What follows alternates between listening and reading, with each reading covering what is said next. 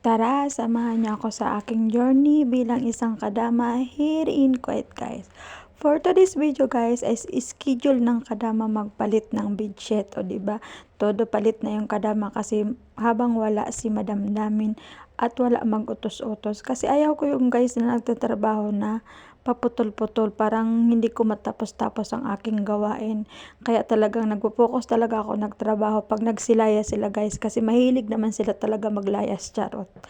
At ito na nga, todo pagod na naman ang person for today at mamaya ay puyat na naman gabi kasi nga maghihintay na naman ako hanggang madaling araw sa aking alaga kasi nga today is Saturday, guys, kasi pag Huwebes umaalis siya at ang balik niya ay Sabado ng gabi kasi kinabukasan ay may pasok na siya, guys, sa university, o diba? Ang hirap pa naman magpalit ng budget, guys, kapag mag-isa ka lang kasi nga walang tagahawak sa kabilang ibayo, charot. Pero dati, guys, may kasama ako at hindi ako nahirapan at may katulong ako sa mga ganitong gawain, diba? Kaso nga lang ay nagsiuwian na sila at nag-apply na din sa ibang bansa kasi gusto din nila ma-experience sa ibang bansa, guys. Kasi choice nila yon, di ba? Ayaw na nila ditong bumalik sa amo ko, guys. Pero ako, guys, nandito pa din ako until now. Simula 2018 hanggang ngayon, guys. Maglilimang taon na ako sa mga amo ko, guys. Pinagtsatsagaan ko na lang kasi sabi ko nga, bihira na ka na makakuha ng mga ganitong among na hindi maarte. At ang trabaho dito, guys, ay sariling desisyon ko kung anong aking gagawin. Hindi sila pala utos. Hindi sila turo ng ganito, ganyan, doon, dito. Hindi sila ganon. Kaya may sarili ka ditong freedom kung ano yung tatrabahuin mo. Basta ang importante ay nakikita nilang nagtatrabaho ka, guys. Pero minsan, aminin natin na may mga sumpong din sila. Lalo na, guys, pag malapit na yung sahod. Yun, aprobado ko yun sa amo ko. Pag malapit na yung sahod, ang dami niya nang nakikita. Yung mga dati na hindi niya nakikita, pag malapit na yung sahod, nakikita niya na. Pero natural na yun, guys, kasi alam niya na ang ugali nila. Sinusulit din nila kasi ang mahal din talaga ng sahod ng mga Pilipino, guys, dito sa bansang Kuwait, guys.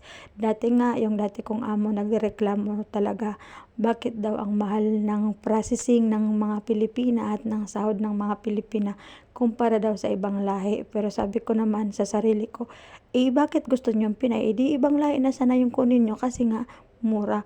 Kaso nga lang, lahat naman ng tao ata dito ay gusto Pilipina kasi nga tayo mga Pilipino ay masisipag tayo at may marunong tayo makisama, guys, charot.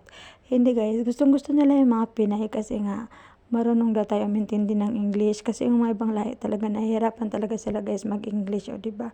O yan, madali na matapos yung aking pagpapalit ng bedsheet kasi nga minamadali ko na, guys, kasi mamaya magpapalit pa ako sa room ng aking alagang lalaki.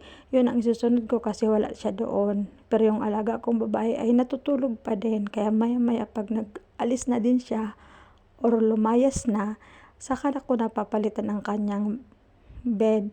And then pag umalis na siya, as in lumabas na, saka na naman ako mag-general cleaning ng buong room, guys, o diba? Diskarte lang, guys, para hindi tayo mahirapan sa trabaho. Kasi tayo mga Pilipino, likas sa atin ang madiskarte, diba, guys? Saan man tayo madala, saan man tayong posisyon, ano man ang akbang natin sa buhay, ay talagang mahilig tayo dumiskarte, o diba?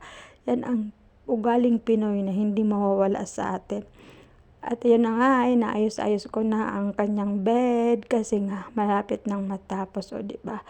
Kasi ang sarap sa pakiramdam na pag nakita yan ng amo ko, matutuwa siya kasi sasabihin niya, wow, nagpalit ang kadama ko ng bedsheet today, charot. Hindi, kasi pag mabait naman talaga yung amo natin, sulutin natin sa trabaho, diba, guys? At charan, ito na siya, tapos na, ready na mag-sleep, o diba? Ang sarap sa feeling mahiga sa malinis at mabagong bedsheet, charot. Pagkatapos ko pala magpalit ng bedsheet, kinabukasan tambak ang labahan ng kadama at ng plantsahin, di ba? Walang katapos ang trabaho kasi kapag sa bahay ka nagtatrabaho, ay ganyan talaga yung trabaho, parang hindi natatapos.